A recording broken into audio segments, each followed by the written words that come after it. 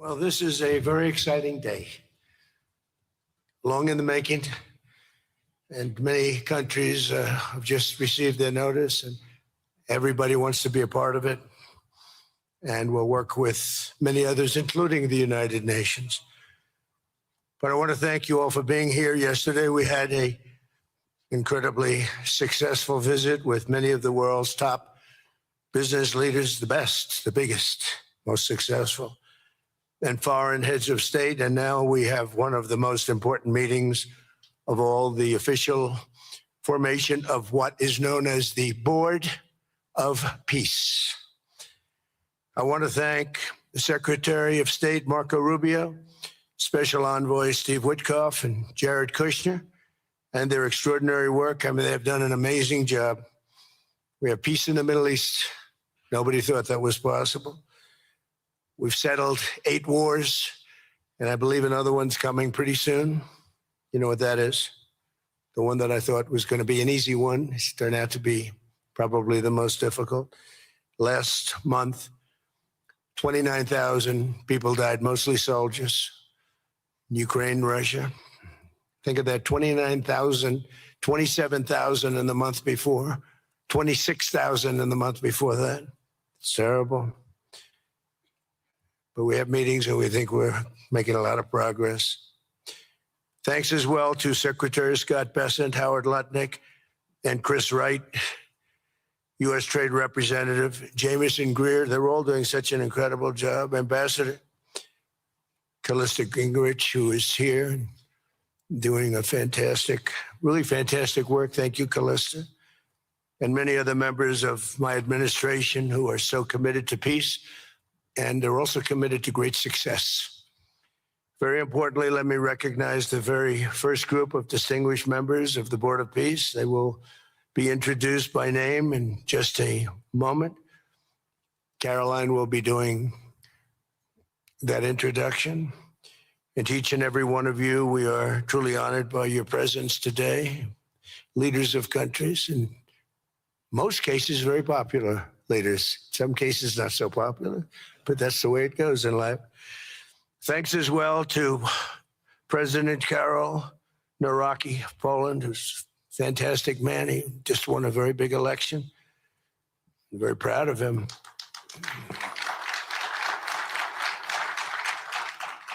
Amazing. Along with former Prime Minister of the United Kingdom, Tony Blair. Thank you, Tony, for being here. We appreciate it. And members of the Board of Peace Executive Board, great group. This week marks the 1-year anniversary of my second inauguration as president. No administration in history has achieved such a sweeping turnaround in 12 months' time at home and abroad. We have a tremendous mandate. We won the popular vote by millions. We won every swing state to 7.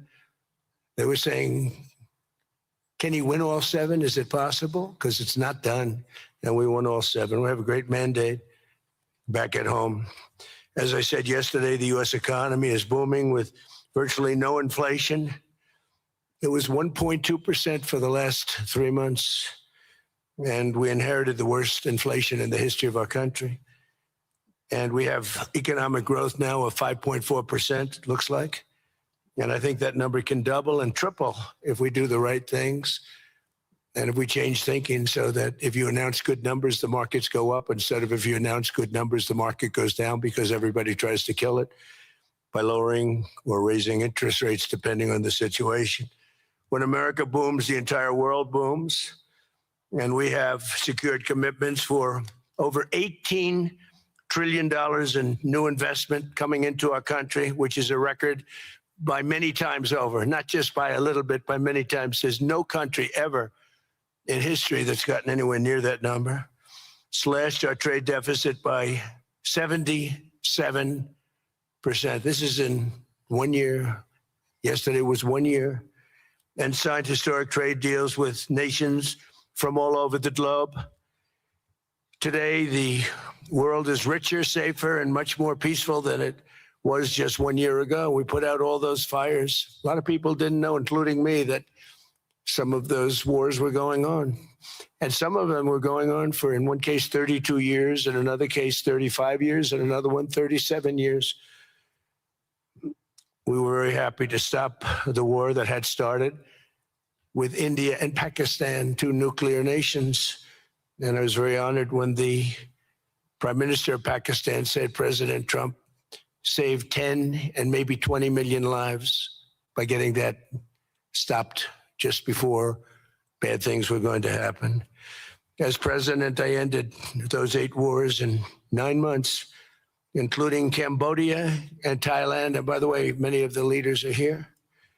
Kosovo and Serbia, the Democratic Republic of the Congo and Rwanda, Pakistan and India, Israel and Iran, Egypt and Ethiopia. We're working on that right now.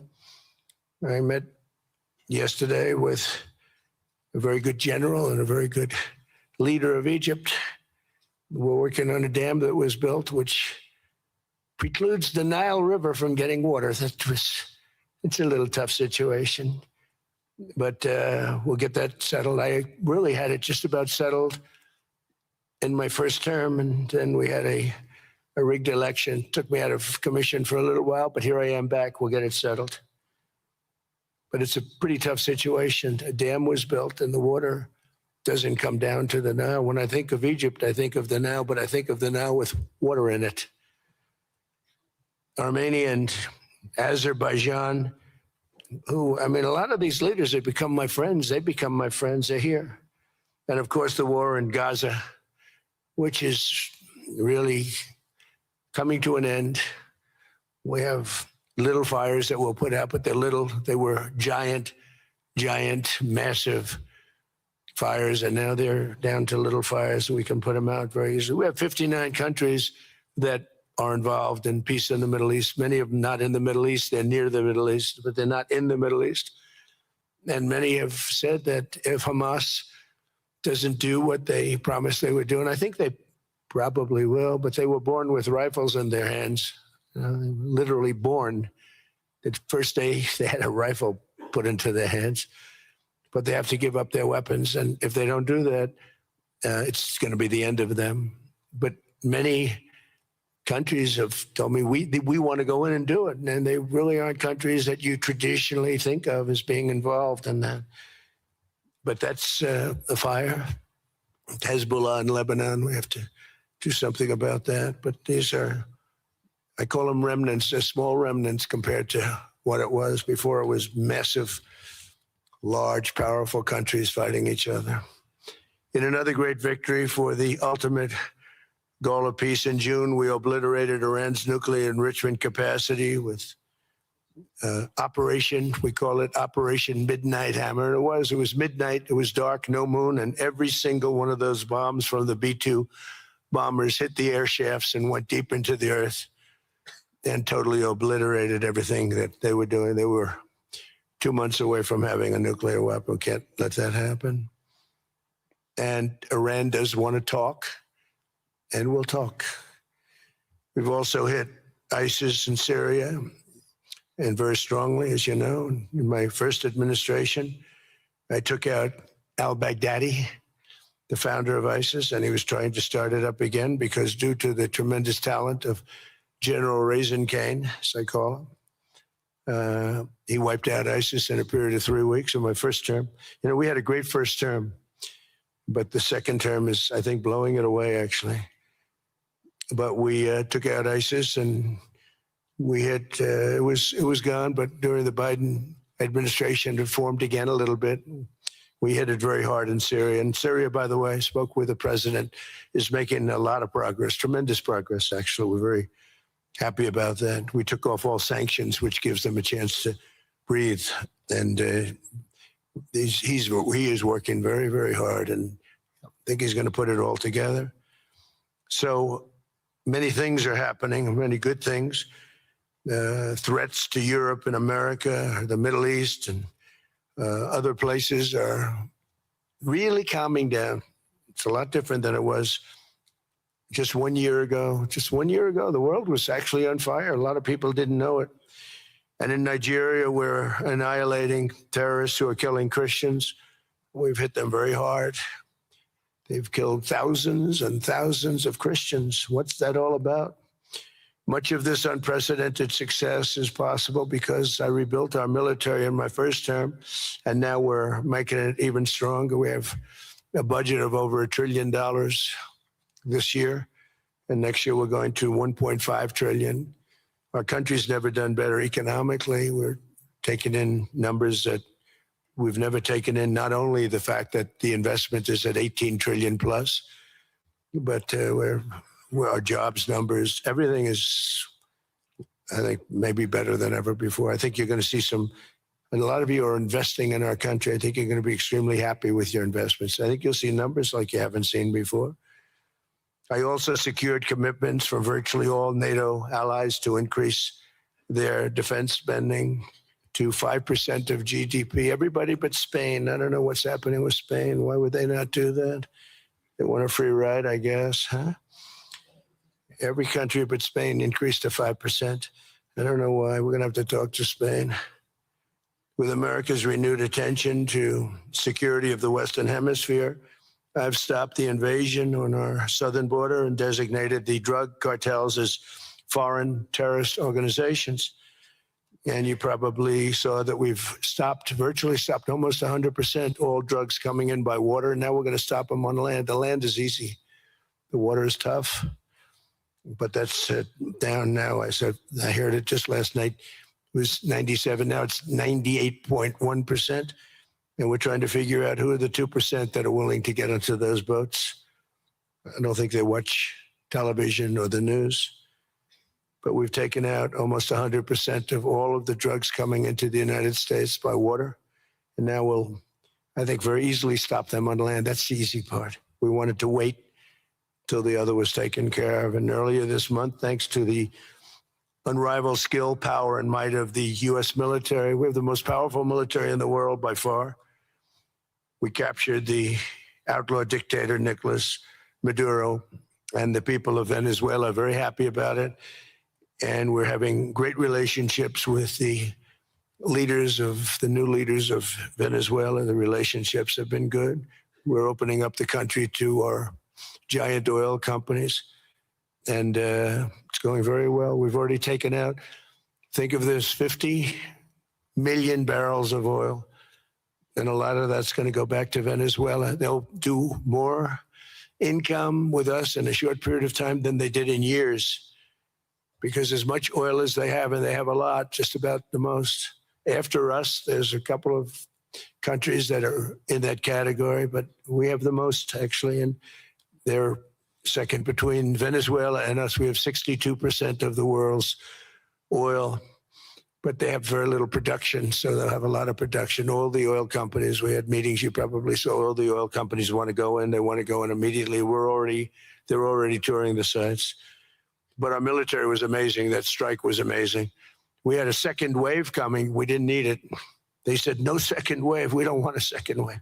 The first wave was enough. And of course, we're working to end the horrible killing in Ukraine, a war that should never have happened and would have never happened if I were president. That was not going to happen. I used to speak to Vladimir Putin about Ukraine, and it was the apple of his eye, but he would never have ever done it. Said, you can't do that, Vladimir. As part of this historic record of major peace initiatives, today we're announcing more details regarding the Board of Peace, so important. This board has the chance to be one of the most consequential bodies ever created, and it's my enormous honor to serve as its chairman. I was very honored when they asked me to do it. We had an idea to do it, and then they came. They said, "You be the chairman."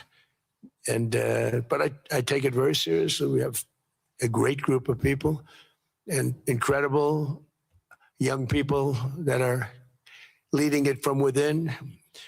It's running beautifully. Started already, and every country, just about every country, wants to be a part of it. And we just sent out the letters a couple of days ago, and these are just the countries that are here. They happen to be in Davos. So we said, would be honored if you wanted to join us up on the stage. And it's really great. They're friends of mine. I think, let me see. Yeah, every one of them is a friend of mine. A couple, let's see, a couple I like, a couple I don't like. No, I like, actually, this group, I like every single one of them. Can you believe it? Usually I have about 2 or 3 that I can't stand. Usually I have 2 or 3 that I don't like. I don't find them up here. I like every one of these people. No, they're great people. They're great leaders. And the Board of Peace is composed of leaders, the top leaders in the world, actually. Last October, we released a plan for the permanent end to the conflict in Gaza, and I'm pleased to say that our vision was unanimously adopted by the United Nations Security Council late last year. Under phase 1 of this plan, we have painstakingly maintained that Gaza, and we're going to have it very strongly, and it's what we have. Maintained the Gaza ceasefire, delivered record levels of humanitarian aid. We've given aid. You know, you used to hear all the people were starving and it was terrible.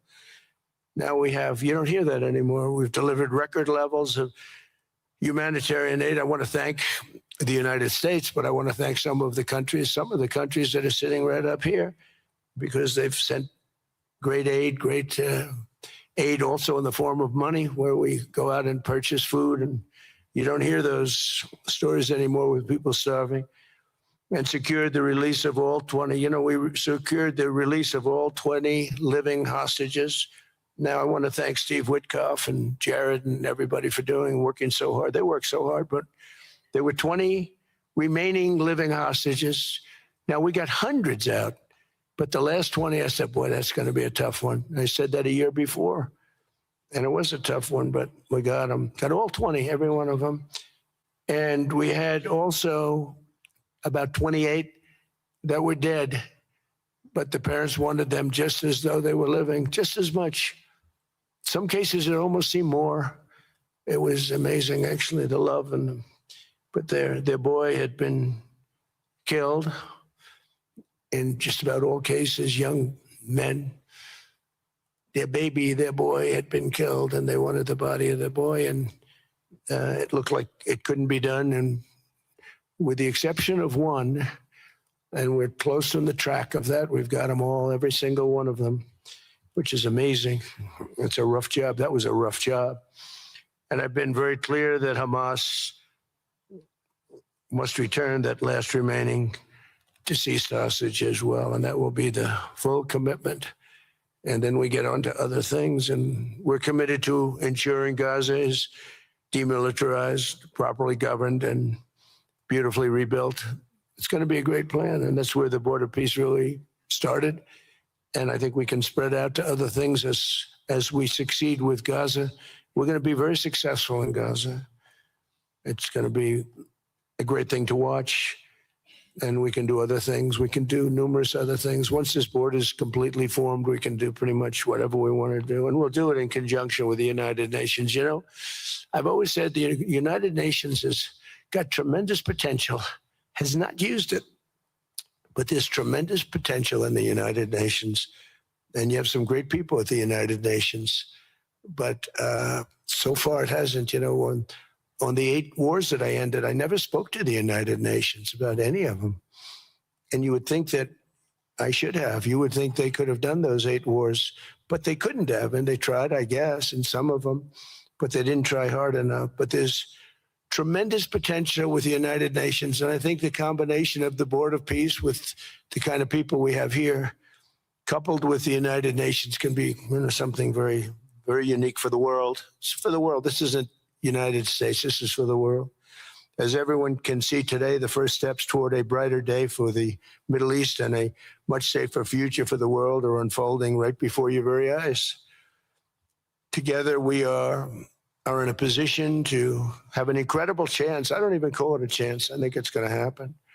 To end decades of suffering, stop generations of hatred and bloodshed, and forge a beautiful, everlasting, and glorious peace for that region and for the whole region of the world, because I'm calling the world a region. The world is a region. We're going to have peace in the world. And boy, would that be a great legacy for all of us. Everybody in this room is a star, or you wouldn't be here. There's a reason that you're here, and you're all stars. You're the biggest people, the most important people in the world, most powerful people in the world. And when you use that genius that you have, that very unusual, very inspired genius, when you use that for peace, the opposite of peace has no chance. So I just want to say it's tremendous to be with you, and I think this is something that we're doing that's very important. This is the most important. I was so looking forward to being here, and yesterday was a tremendous success. A lot of good things happened, but this was something that I really wanted to be here and do, and I could think of no better place because so many people were together. And now to bring the Board of Peace into full force, I ask Sheikh Isa of Bahrain and Foreign Minister Barita of Morocco to join me in signing and ratifying the Board of Peace Charter. Thank you very much, everybody. Appreciate it. Thank you. Thank you.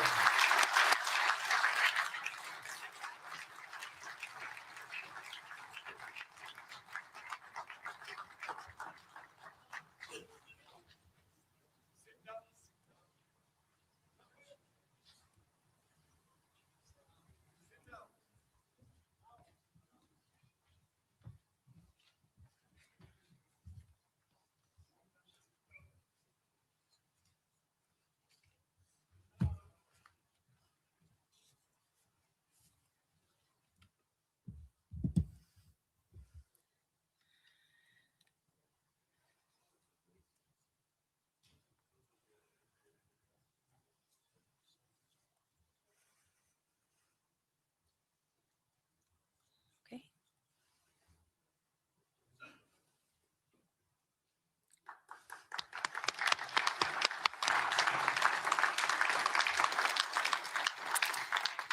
Congratulations, President Trump. The charter is now in full force, and the Board of Peace is now an official international organization.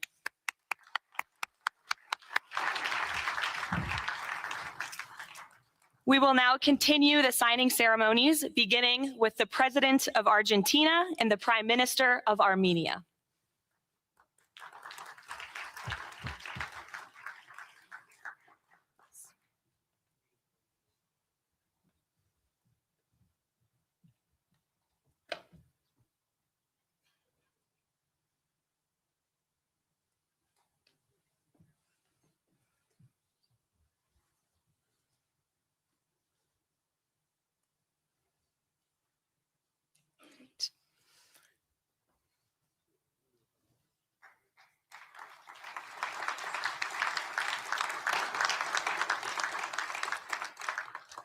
Next up, the President of the Republic of Azerbaijan and the Prime Minister of the Republic of Bulgaria.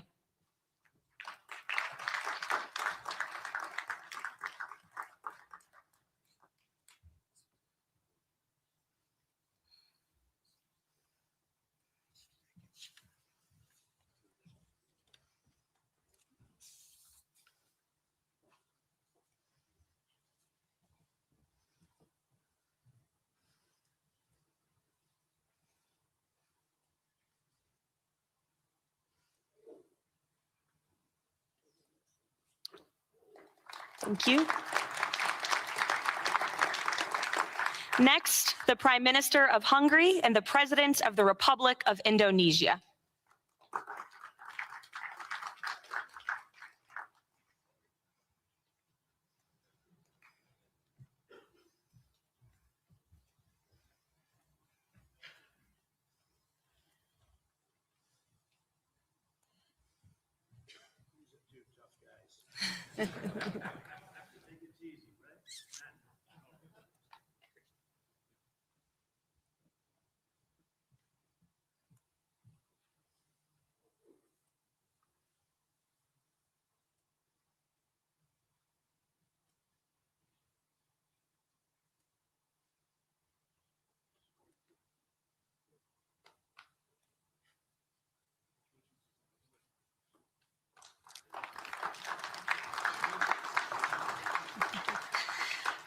Next, the Deputy Prime Minister of the Kingdom of Jordan and the President of the Republic of Kazakhstan.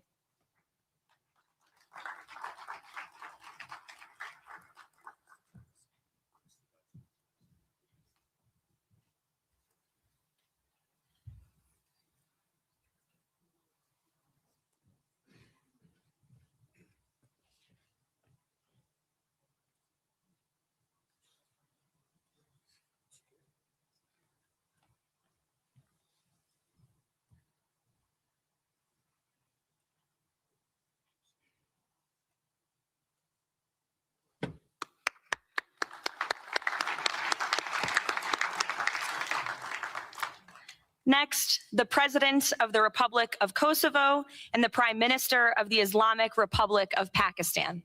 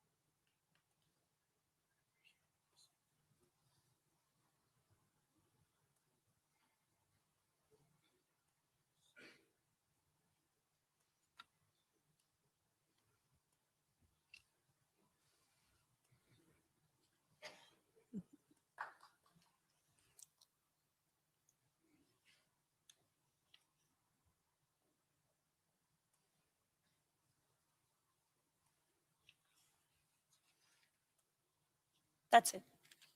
Yes, thank you.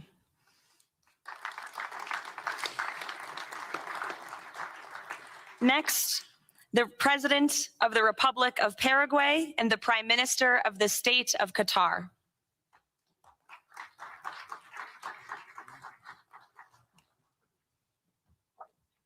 Hello, good, how are you?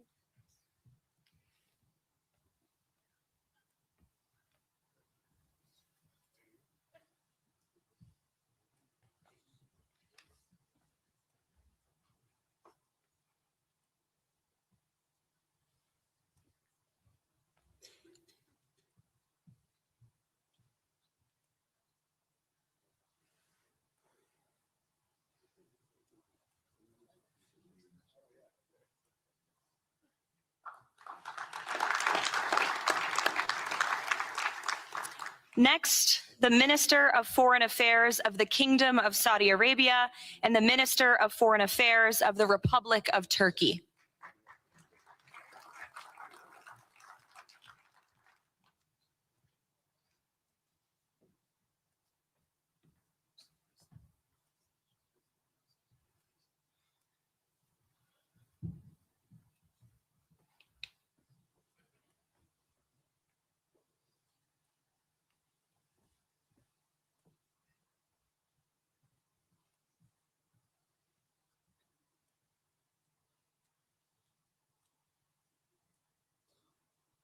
Great.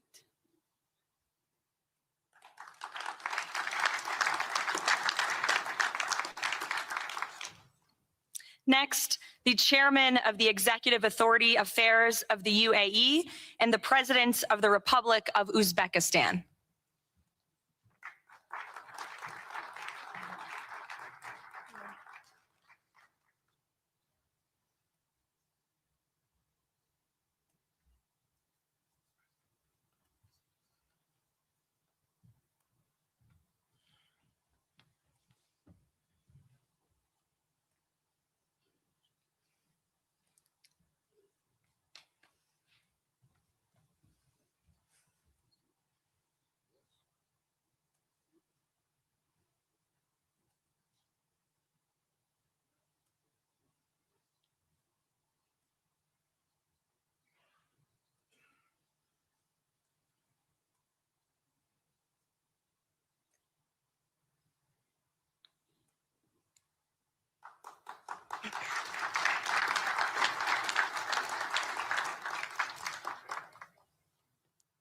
And last but not least, the Prime Minister of Mongolia.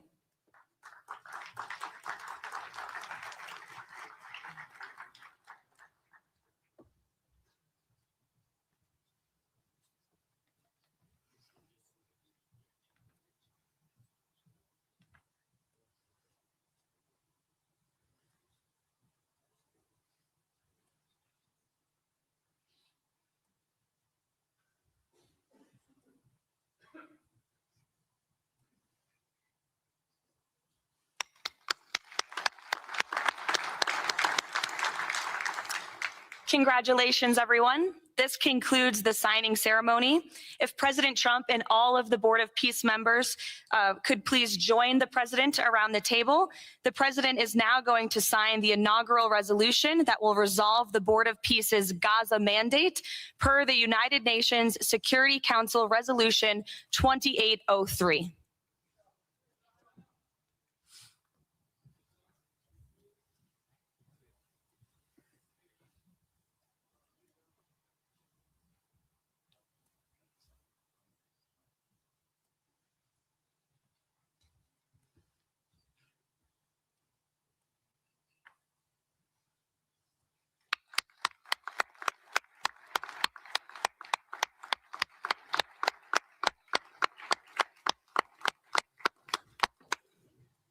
Congratulations.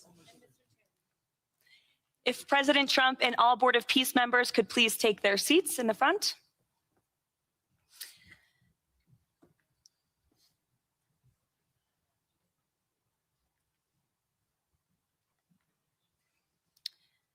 Now it is my honor to introduce the United States Secretary of State, Marco Rubio, who will speak about President Trump and his accomplishments. Without further ado, Secretary Rubio.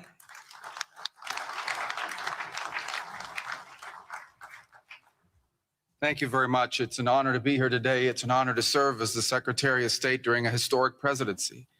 And it's a historic presidency because the President of the United States, Donald J. Trump, is someone who is not limited by what others say is possible or what others say is impossible.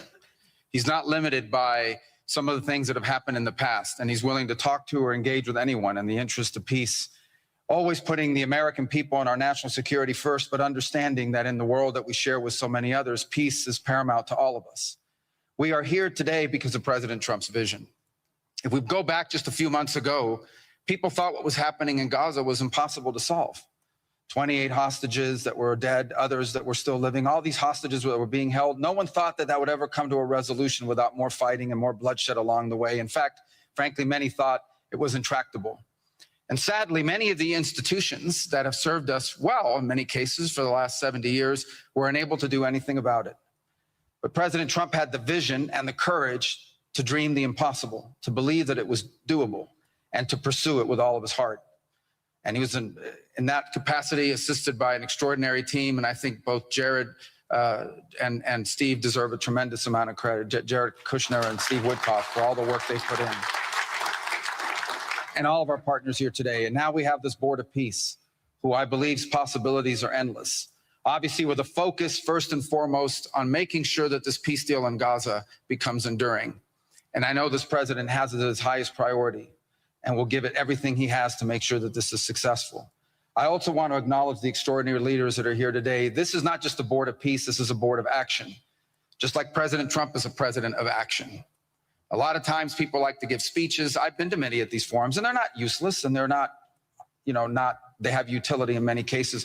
But oftentimes in international affairs, we often find ourselves at events where people are reading these scripted statements, these strongly worded letters that they put out, but no action, nothing happens.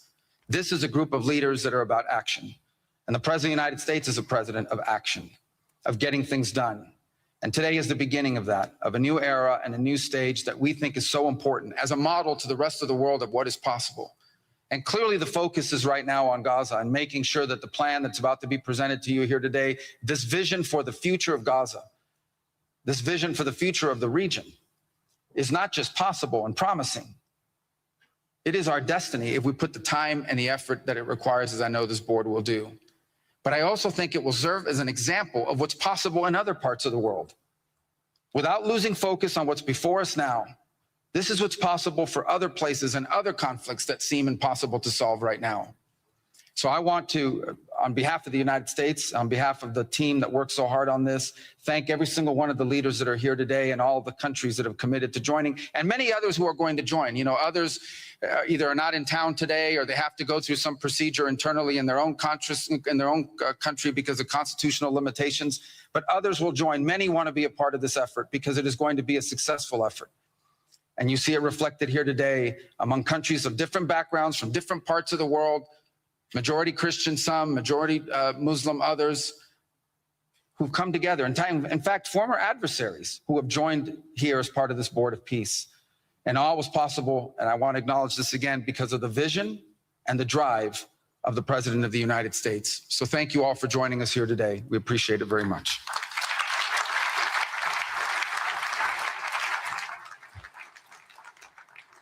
Thank you, Secretary Rubio.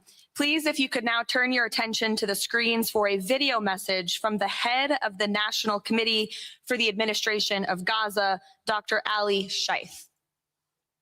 Distinguished leaders, colleagues, and friends, it is an honor to be here today. I want to start by thanking President Donald J. Trump and his administration for their intensive efforts to advance peace in the whole region. I also thank Egyptian President Abdel Fattah al-Sisi, Qatar, and Turkey as mediators, the Palestinian Authority, and members of the United Nations Security Council for welcoming the comprehensive peace plan. These efforts created the opportunity for a new future in Gaza Strip.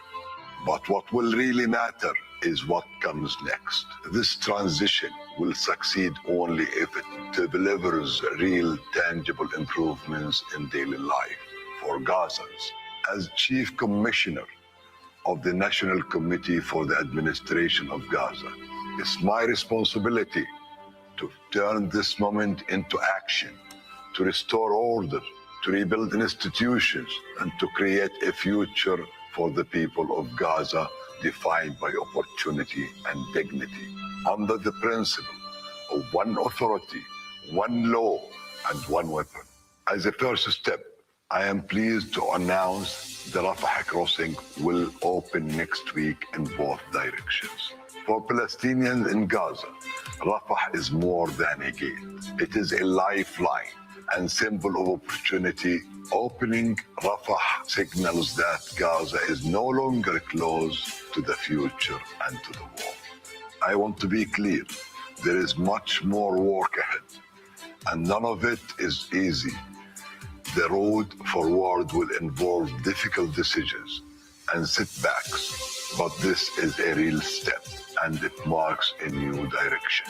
Now, I would like to address the people of Gaza. من أرض الكنانة أتوجه الآن بكلمتي إلى أبناء شعبنا الصامد الصابر في قطاع غزة. لقد صمدتم وحافظتم على أسركم وأرضكم خلال سنوات عصيبة هجاء صبرت أعماقكم وكل الحدود. إن صمودكم الأسطوري لهو أعظم ما قدمت. Your legendary steadfastness is the foundation upon which we will build our future together. This moment is not for looking back, but for moving forward toward a prosperous and bright future. A future where our children grow up without fear or anxiety, where work is rewarded, schools are opened, and daily life regains its stability and security. The coming stage requires the concerted efforts of everyone, but you will not face it alone. Your voices have weight. Your actions have impact, and your commitment to peace and the rebuilding of your communities will define the futures of the new Gaza Strip. Step by step, with discipline and determination, we will build a capable Gaza, capable of self-reliance, and we will build it into a center for freedom, opportunity, and peace. اليوم أسأل الأسرة الدولية ليس فقط أن تدعم هذه أسأل By our actions, hold us to clear standards and stand with the people of Gaza as we take this responsibility for our future. Thank you, ladies and gentlemen.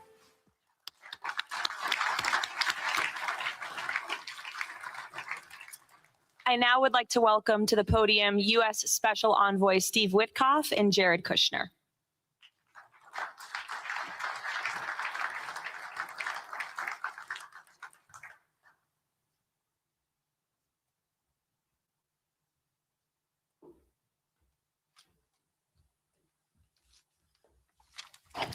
Thank you, everyone, and welcome here. This is really my honor to be up here speaking. I remember when the president asked Jared, I, and of course our great Secretary of State to work on something that the world thought was impossible and unattainable. But the president on this peace deal for Gaza, as on all other deals we work on his behalf, said we had to try. And of course, we were inspired by that. We have achieved a peace deal in Gaza. We have brought the hostages home, all of the bodies except for one, and we will bring that body home too.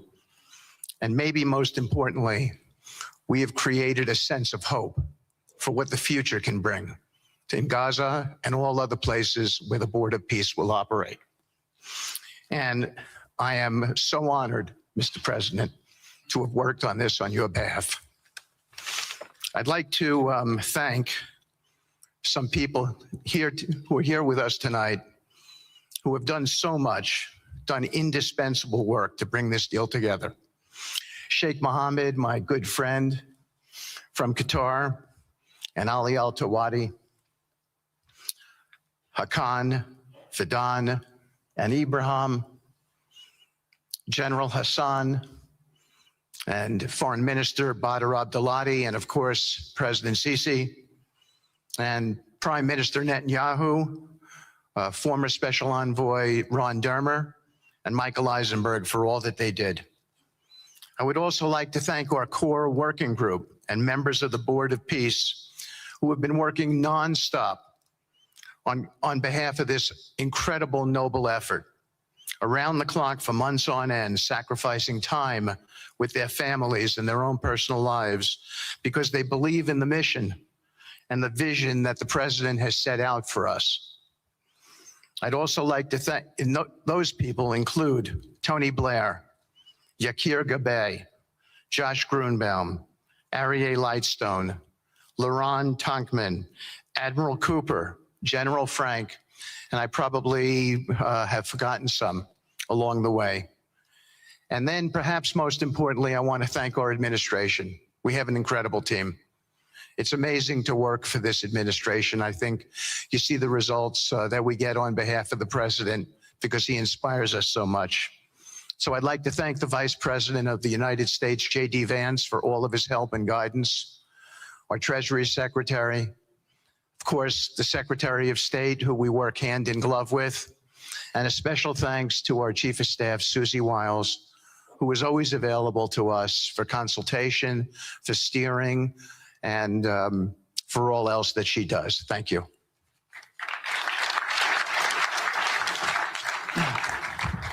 Thank you, Steve. And I have to say, one of the great honors for me of being able to work on this has been working with Steve, who really is as brilliant as he is. His heart is tremendous. It's a lot of fun to be with. And even in some of these, very difficult moments where we didn't think things were happening, working together really was an amazing treat. I'm going to go now today just through a couple quick slides just to show you the progress that's been made in the last couple months. It was just over 100 days ago that we got the final deal done, and everyone was celebrating and joyous about the hostages coming home and the end to this long war that nobody thought was possible.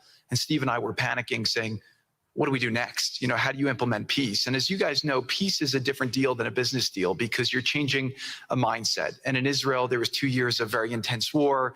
For the people in Gaza, there was more than just 2 years of war. They had 20 years of hopelessness being ruled by a terrorist organization. For the people in the Middle East, their hearts were pulled by this.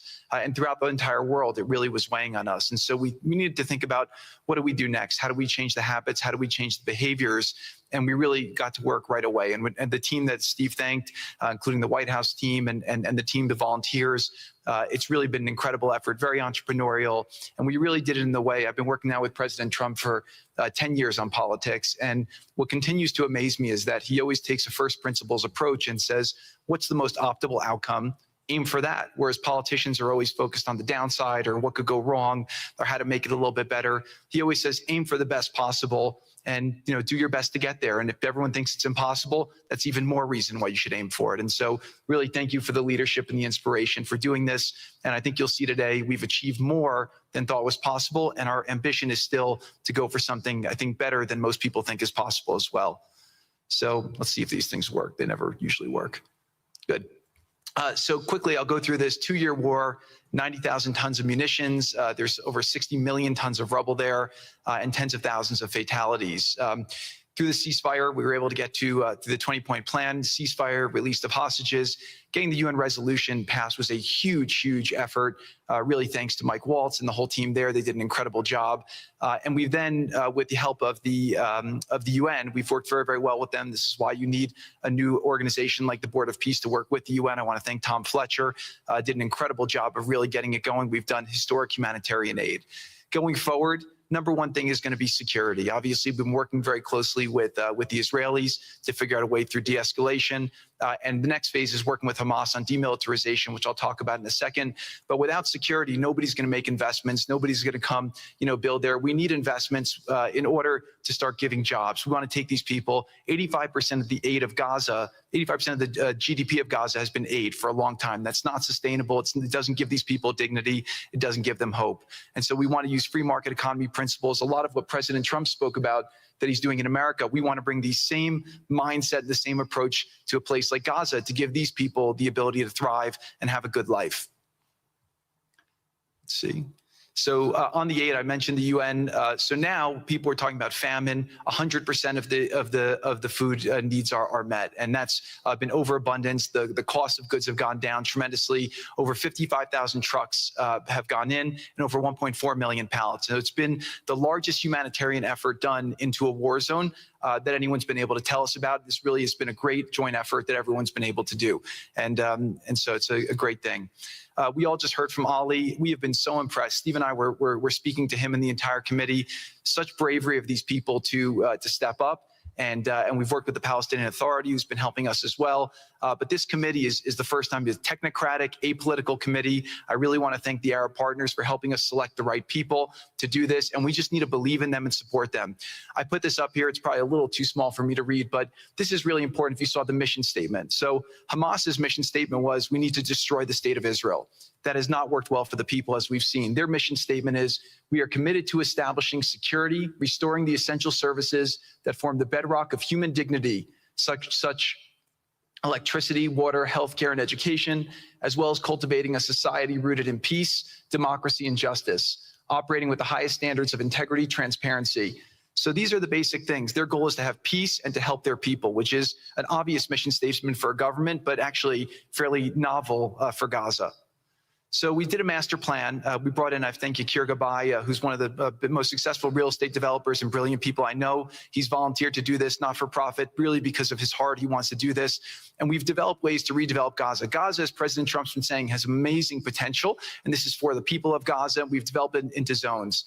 In the beginning, we were toying with the idea of saying, let's build a free zone, and then we have a Hamas zone. And then we said, you know what, let's just plan for catastrophic success. Hamas signed a deal to demilitarize. That is what we are going to enforce. People ask us what our plan B is. We do not have a plan B. We have a plan. We signed an agreement. We are all committed to making that agreement work. There's a master plan. We'll be doing it in phasing. In the Middle East, they build cities like this in 2-3 million people. They build this in 3 years. And so stuff like this is very doable if we make it happen. Rafah will start with. This will show a lot of workforce housing. We think this could be done in 2-3 years. We've already started removing the rubble and doing some of the demolition. And then New Gaza. It could be a hope. It could be a destination, have a lot of industry, and really be a place that the people there can thrive, have great employment. Once this starts going, we think there should be 100% full employment and opportunity for everybody there. And we have a lot of data on what can be, but we think that this really gives the Gazan people an opportunity to live their aspirations. But it all starts with security, and it all starts with governance. Final note I'll just say on the Board of Peace, which is that all the lessons we're doing is we're basically studying the best practices from all over the world, and we're watching who does education the best, who does healthcare delivery the best. All of these things it's not secret IP. All this is IP that the Board of Peace is going to make public, and we want to encourage all the countries to be able to follow these best practices. A lot of the things that President Trump is doing in America, if they're working, we should all be copying them. If we find what's working in other countries, we should be copying them too. And so what the Board of Peace will have the ability to do if we're successful with Gaza is really show how do you do peace implementation, which is something that when we got this deal done, we didn't really find too much expertise or know-how on how to do it. So as we're creating this system, hopefully it's something that we can just document these learnings and make them available to all else who want to use them in the future.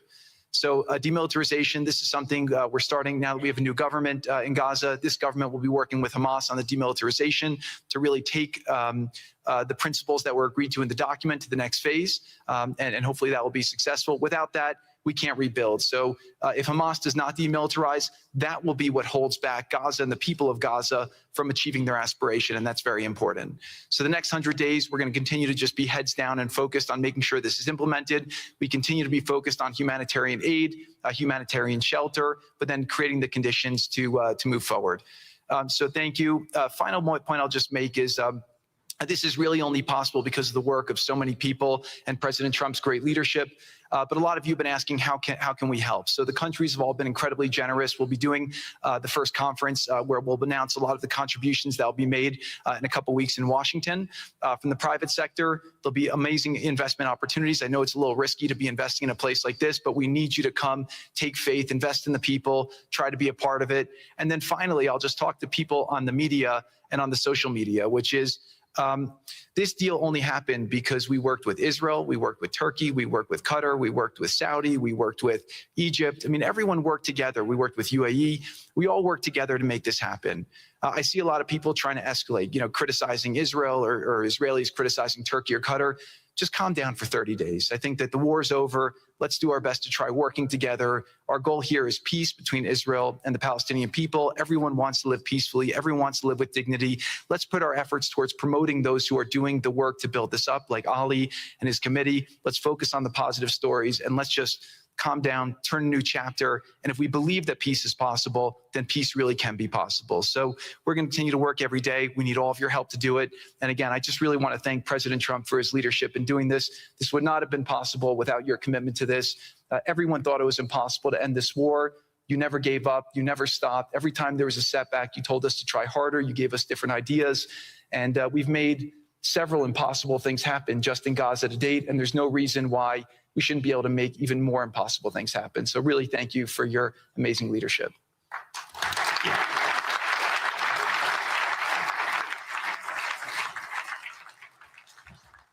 Thank you, Jared and Steve. Now I would like to introduce and welcome to the podium the High Representative for Gaza, Nikolay Mladenov.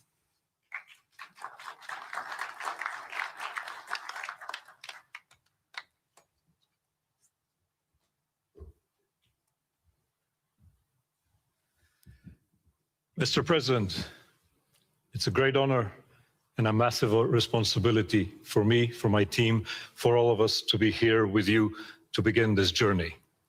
Who would have thought 2 years ago that we will be sitting here with this group of countries, with this leadership, giving the people of Gaza a new chance? Who would have thought that last Friday I would be sitting, Mr. President, in Cairo with an amazing group of Palestinian technocrats, people who you don't see on the news, people who are not media personalities, but who are experts, who are committed to giving their people a chance in life. And this is what this is all about. For too long, Gazans, Palestinians, and Israelis have lived with conflict, with death, with destruction. Now the page turns. And whether the page turns successfully really depends on all of us. We have the ingredients for it. We have the leadership of the United States and President Trump. We have a great group of countries joining the Board of Peace and more to come. We have a fantastic Palestinian team on the ground, and we must make it work. Our partnerships are there, our plans are in place, and we need your support. And finally, I look to all of you who are in this room and who are watching this meeting from their screens at home or in their offices. Please put away your talking points for a minute. Please put away your fears. Please put away your concerns. Please stop listening to the rumors and to the gossip. Focus on what we have to do today, because the future of 2 million Palestinians is at stake. And if we give them a chance, we will do more than that. We will create opportunities for 1 billion people who live in the Middle East and beyond, and who are responsible, also who want to see transformation and a chance in life for the future. So please join us on this journey, join the Board of Peace, and join us in supporting this excellent initiative. And thank you again, President Trump and the United States, for taking this decisive leadership forward.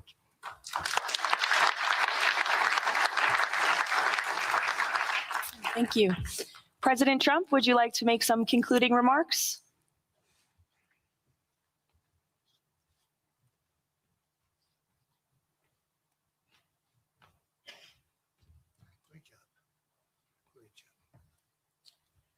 Well, I just want to tell you it's all happening. And one of the first things I said when we really got involved in this project, and it's a big one, but it's very doable, I said to Jared and Steve and some of the other folks, including Larry Fink, and congratulations on the great success. The two of you have done a fantastic job. This is bigger and better than ever. We usurped some of your time for a very important reason, and you understand that better than anybody, and we appreciate that you're here very much. Thank you both very much. But I said that, this is a great location. It all begins, see, I'm a real estate person at heart, and it's all about location. And I said, look at this location on the sea. Look at this beautiful piece of property, what it could be for so many people. It'll be so great. People that are living so poorly are going to be living so well. But it all began with a location. That's the vision. They look out on the waters, and very few places are like it. So we put together a team that's outstanding, a team that's done it before, a team that I think has done tougher jobs. If you want to know the truth, we've done some tough jobs. And we continue to. As far as the United States is concerned, we're behind it. And the United States has never been stronger, never been bigger, better. It's doing really well. You see that, building thousands of businesses, plants, factories all over the United States are right now under construction. Nobody's ever seen anything like it. And this is just an honor to be involved with this, and to be involved with the great people in this room and the great leaders that are sitting on stage. We thank you very much. And we have many others that have signed up, and they all want to be members of the Board of Peace, because it really will be important. This is not going to be a waste of time. We waste so much time on things that never happen. This will happen, and it's already happening. Thank you very much, everybody. It's a great honor to be with you. Thank you. Thank you.